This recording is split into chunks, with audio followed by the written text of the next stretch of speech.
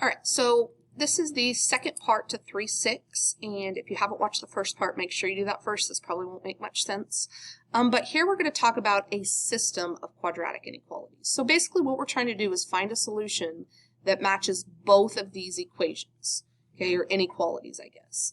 So if we look at the first equation, we can clearly see that our y-intercept is at a 3, okay, and it's also going to be our vertex. So if I kind of make a chart for my x and y, if I do, I don't know, let's say 1. So if I plug 1 in, this would be negative 1 squared, so negative 1 plus 3, which would be 2.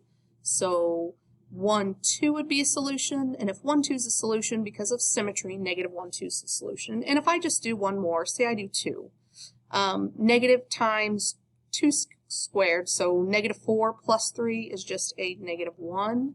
So 2, negative 1 is a solution, and that means negative 2, negative 1 is a solution. And notice we have a less than sign, so this is going to be a dotted line.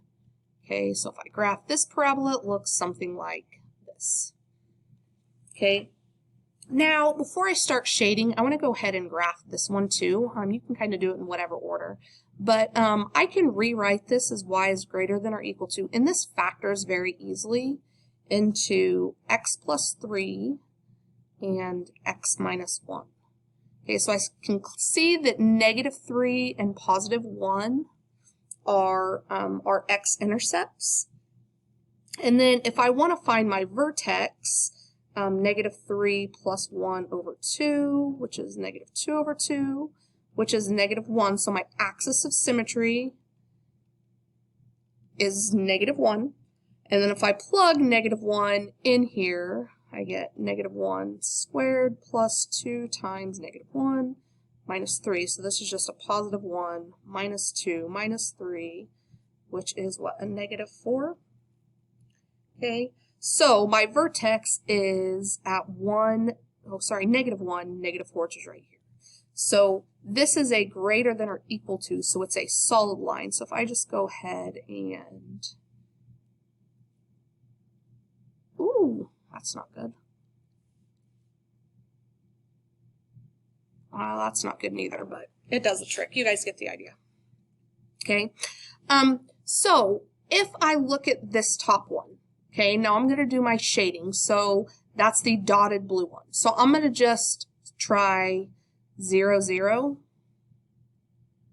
Okay, so if I plug in 0, 0, once again I'm plugging in 0 in for my x, 0 in for my y.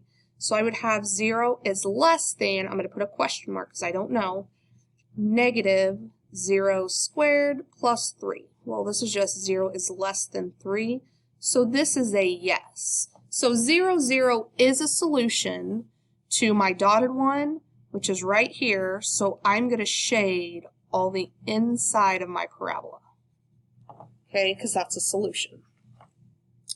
All right, now if I look at the second equation, I'm going to test, let's just go ahead and test 0, 0 again. Okay, so here I'm going to plug it into here. So I have 0 is greater than or equal to, question marks, I don't know, 0 squared plus 2 times 0 minus 3. So if I clean it up, 0 is greater than or equal to negative 3. Okay, so that is also a solution. 0 is greater than negative 3, so that is a solution. So I would shade everything in here. I know my parabola is kind of funky. Okay, now I know it's kind of hard to see, but remember when I have a system, which is 2 equations, I want the space that is a solution to both of these. So the solution to both of these is where it's double shaded, and that would be right in here. Okay, so that's my real solution. Okay, now if I go down here where it says is 0, 3 is a solution, now this is probably clearer on your notes than it is here, but 0, 3 is this point right here. Okay, and notice that's on this first equation. That's a point that passes through. But this first equation is dotted because it's only less than.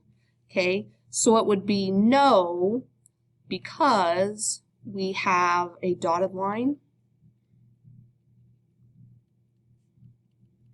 Okay, if this was less than or equal to, then it'd be solid, then it would be a solution. But the equal to is not a part of that solution. All right, if we look at 4a, okay, and this says we're going to graph this algebraically. Okay, so we're not going to do the whole graph and then shading thing. Okay, so we're going to start out, kind of like we've been doing. Okay, we're just going to factor this. Pretend this is an equal for now and factor this. So we can see that this easily factors into x minus 4 and x plus 1. And that's going to be less than 0. Okay, now I'm going to call my critical points.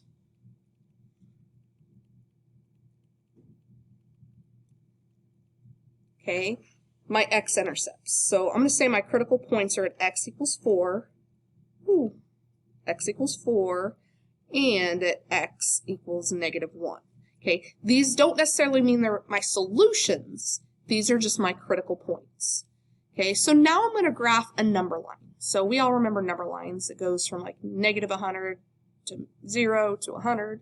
Okay, and I don't need the whole number line. I just need, well, here's negative 1. Okay, here's 0, 1, 2, 3. Here's 4, so maybe here's 5, here's negative 2. Okay, I'm interested in these critical points. So my critical points are at 4 and at negative 1. If I go back to my equation, they're less than, I have a less than sign, so they're not equal at these points. They are less than, so I'm going to put an open circle, because remember, open circles don't mean they're less than. Okay, so if I divide this number line into 3 spaces using my critical points, I have a space here, I have a space here, and then I have a space here. Okay, so what I want to do is I want to test a point in each of those 3 spaces. So maybe I'm going to test negative 2 here. Okay, and then I'm going to test, well, 0 is always the easiest because 0 is between negative 1 and 4.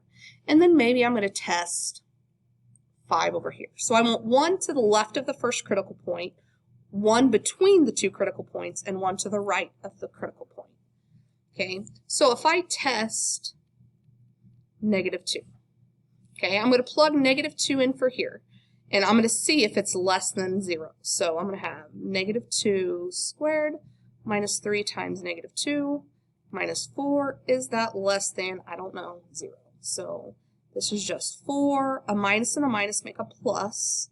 6 minus 4 is less than, I don't know, 0. 4 plus 6 is 10.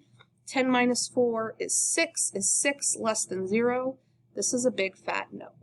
Okay, so this part of the number line is not a solution. Okay, now let's check between these 2 critical points. Okay, so we said we're going to test 0. We can pick 0, 1, 2, whatever. So let's test 0. Okay, so if I plug 0 in here, 0 is always an easy, not always, but usually an easy one. 0 squared minus 3 times 0 minus 4, is that less than, question mark, 0? So this is 0, 0, so negative 4 is in fact less than 0. That is a big fat yes, so I'm just going to put yes right here. Okay, and then let's check 5. So check 5. Okay, so for x is 5, I have 5 squared minus 3 times 5 minus 4 is less than, question mark, 0, so 25 minus 15 minus 4, is that less than 0? 25 minus 15 is 10. 10 minus 4 is 6. Is 6 less than 0? Absolutely not. So this isn't a solution. So if we were shading, I would shade all of these numbers here. Okay, remember, because this is less than, we do not include our critical points. Okay, so to write this correctly, I would write this as negative 1 is less than x, which is less than 4. Okay, not less than or equal to, it's not equal to, it's just less than, and there's our solution. All right, I want you to try to do 4b on your own. Okay, get to where this part here, okay, you don't have to do this part, the final answer.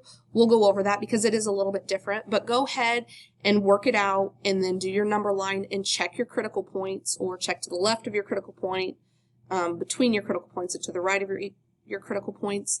And do note that this next one, okay, it doesn't factor nicely like this. So you're going to have to, I use the quadratic formula, and you can just get kind of a rounded answer. Okay, so go ahead and do this on your own, and then video 3 will go over it